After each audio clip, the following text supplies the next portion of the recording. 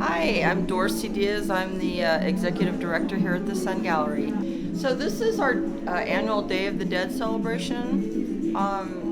I've been the director here for 8 years, and I'm not sure how many decades this has been going on, but I can say it's been definitely decades. I direct the staff, Okay. and create the programs, the scheduling. So this Day of the Dead is always held around the same time every year. And of course, it is because they're the actual celebration that I believe this year was November 1st or 2nd. But there's a period of days where most people that celebrate the Day of the Dead will do it for several days at a time. So of course, we have the show up for about 3 or 4 weeks during the year. And so yeah, this is the first, I think, Day of the Dead we've had since the pandemic started. Nice. My name is Christine Bender.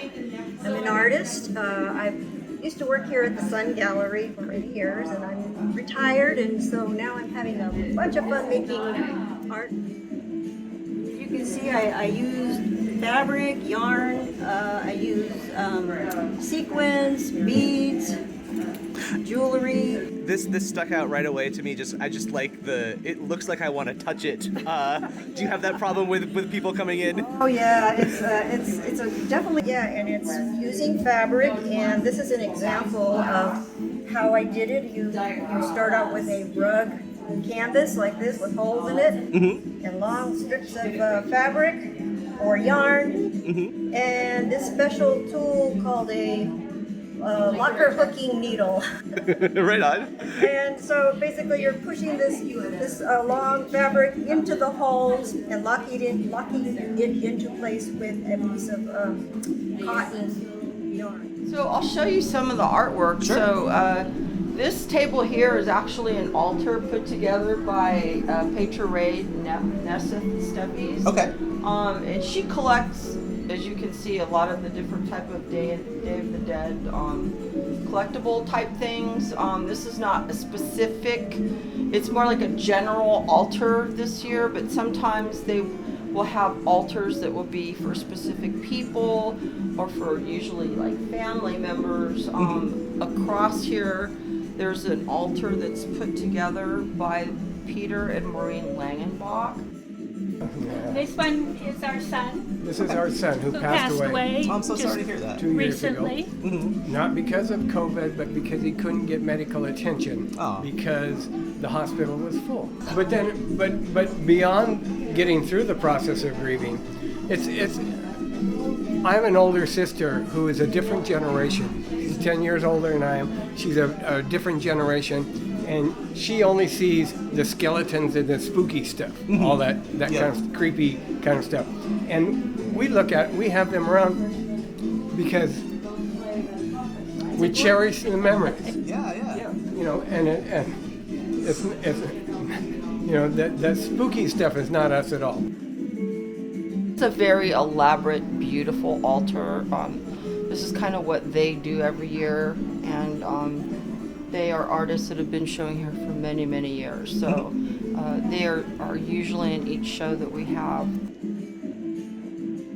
Okay, I'm Peter Langenbach, and Maureen Langenbach.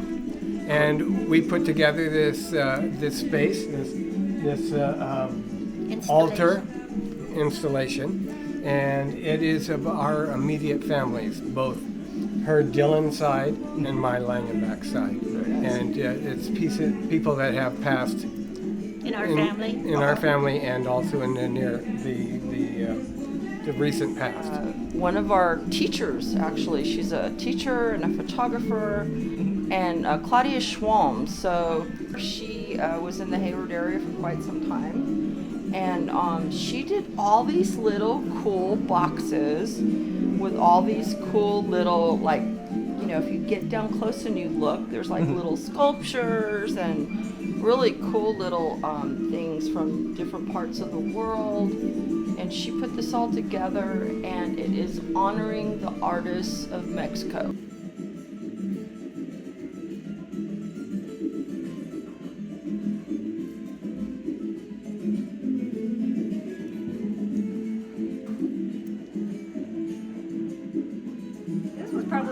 first pieces I ever did, I think.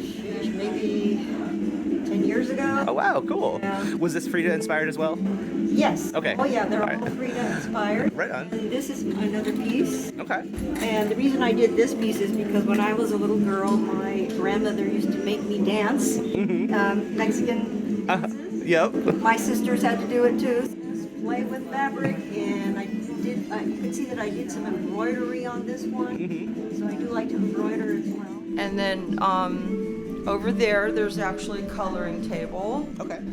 We like to put out things for the kids so that, or adults, they like it too. It's like that's one of the fun things that I love to do is ask the artist, could you make a coloring page? So we have, this idea, or my idea that I would like to do with all of us together is to have like a coloring book. And just for fun, because we love the concept. We love the concept of Day of the Dead. Yeah. In the sense that the remembrance and honoring those that passed. My other son, who now is teaching at the American school in Vietnam, anyway, he and his wife had 2 dogs. Yeah. So this is, I call it Galleon. Galleon. It's Galleon. I call it Baguette. And the other one is Galleon. Jackson. And the Okay. other dog is These this year, which are like these little pegboard Day of the Dead hanging sculptures. And as you can see, it's all throughout the gallery, like on all the walls. Little guys around the place. We did. We do a lot of, we do recycled shows. Okay. And back, right across from our taco truck, one night, we saw a stack of pegboard there. Yeah. At some place that was being remodeled, and the guys were throwing them out. And I said, "Can I have those?" And they said, "Sure." And so we took them and decided for this show to make a number of pieces for that. And again, that's the whole concept of recycling. Taking something that's going to be thrown out or destroyed or go into landfill and make it into something. And then Yeah.